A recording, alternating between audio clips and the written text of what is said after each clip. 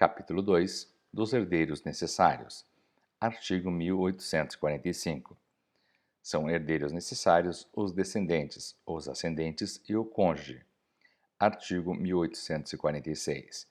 Pertence aos herdeiros necessários de pleno direito a metade dos bens da herança, constituindo a legítima.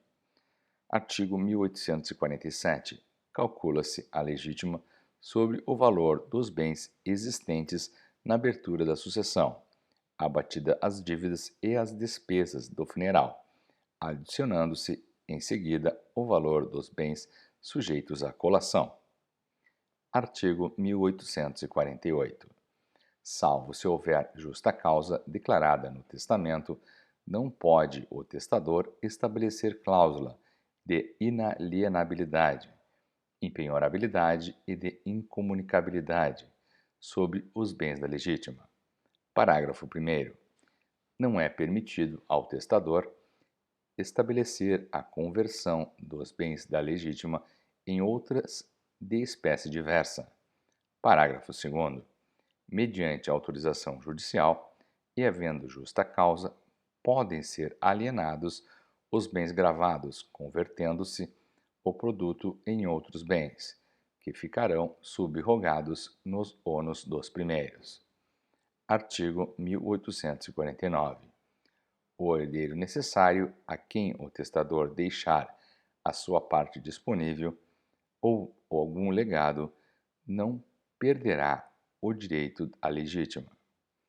Artigo 1850. Para excluir da sucessão os herdeiros colaterais, basta que o testador disponha de seu patrimônio sem os contemplar. Capítulo 3 do direito de representação. Artigo 1851. Dá-se o direito de representação quando a lei chama certos parentes do falecido a suceder em todos os direitos em que ele sucederia se vivo fosse. Artigo 1852. O direito de representação dá-se na linha reta descendente, mas nunca na ascendente. Artigo 1853. Na linha transversal, somente se dá o direito de representação em favor dos filhos de irmãos do falecido, quando com irmãos deste concorrerem. Artigo 1854.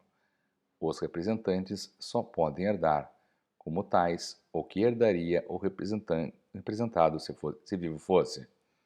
Artigo 1855. O quinhão do representado partir-se-á por igual entre os representantes. Artigo 1856. O renunciante à herança de uma pessoa poderá representá-la na sucessão de outra. Título 3 da Sucessão Testamentária. Capítulo 1 do Testamento em geral. Artigo 1857. Toda pessoa capaz pode dispor, por testamento, da totalidade dos seus bens, ou de parte deles, para depois de sua morte. Parágrafo 1º. A legítima dos herdeiros necessários não poderá ser incluída no testamento. Parágrafo 2º. São válidas as disposições testamentárias de caráter não patrimonial, ainda que o testador somente a elas se tenha limitado. Artigo 1858. O testamento é ato personalíssimo, podendo ser mudado a qualquer tempo. Artigo 1859. Extingue-se em 5 anos o direito de impugnar a validade do testamento, contado o prazo da data do seu registro. Capítulo 2 da capacidade de testar. Artigo 1860. Além dos incapazes, não podem testar os que, no ato de fazê-lo, não tiveram pleno discernimento. Parágrafo único. Podem testar os maiores de 16 anos. Artigo 1861. A incapacidade superveniente do testador não invalida o testamento, nem o testamento do incapaz, se válida com a superveniência da capacidade. Capítulo 3 das formas ordinárias do testamento. Seção 1 Disposições gerais. Artigo 1862. São testamentos ordinários. Inciso 1 o público. Inciso 2 o cerrado. Inciso 3 o particular. Artigo 1863.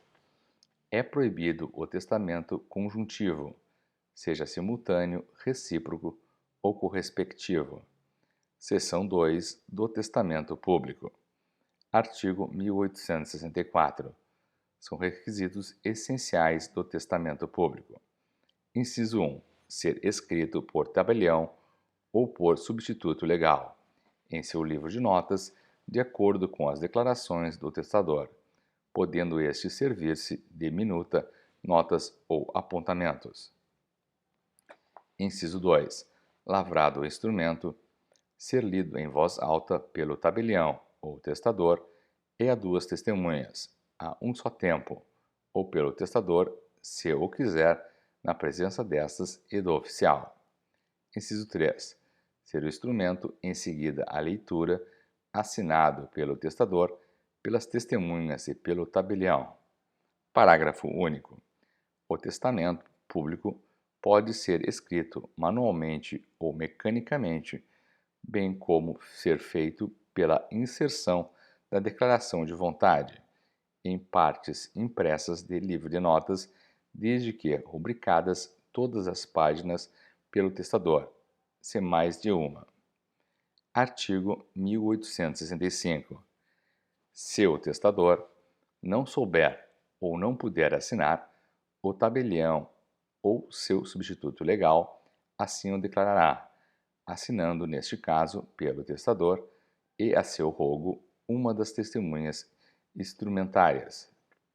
Artigo 1866. O indivíduo inteiramente surdo, sabendo ler, lerá o seu testamento e, se não o souber, designará quem o leia em seu lugar, presentes as testemunhas. Artigo 1867.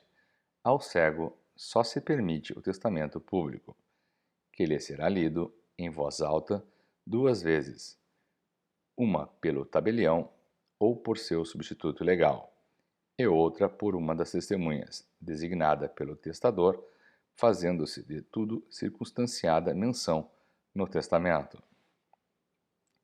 Seção 3 do Testamento Cerrado. Artigo 1868. O testamento escrito pelo testador ou por outra pessoa a seu rogo e por aquele assinado será válido se aprovado pelo tabelião ou seu substituto legal, observadas as seguintes formalidades. Inciso 1. Que o testador o entregue ao tabelião em presença de 2 testemunhas. Inciso 2. Que o testador declare que aquele é o seu testamento e quer que seja aprovado. Inciso 3. Que o tabelião lavre desde logo o auto de aprovação, na presença de 2 testemunhas, e o leia em seguida ao testador e testemunhas.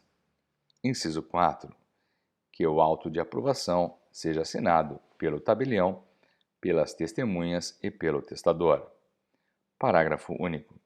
O testamento cerrado pode ser escrito mecanicamente, desde que seu subscritor numere e autentique com a sua assinatura todas as páginas. Artigo 1869. O tabelião deve começar o auto de aprovação imediatamente, depois da última palavra do testador, declarando sob sua fé que o testador lhe entregou para ser aprovado na presença das testemunhas, passando a cerrar e coser o instrumento aprovado. Parágrafo único. Se não houver espaço na última folha do testamento para início da aprovação, o tabelião aporá nele o seu sinal público, mencionando a circunstância no auto.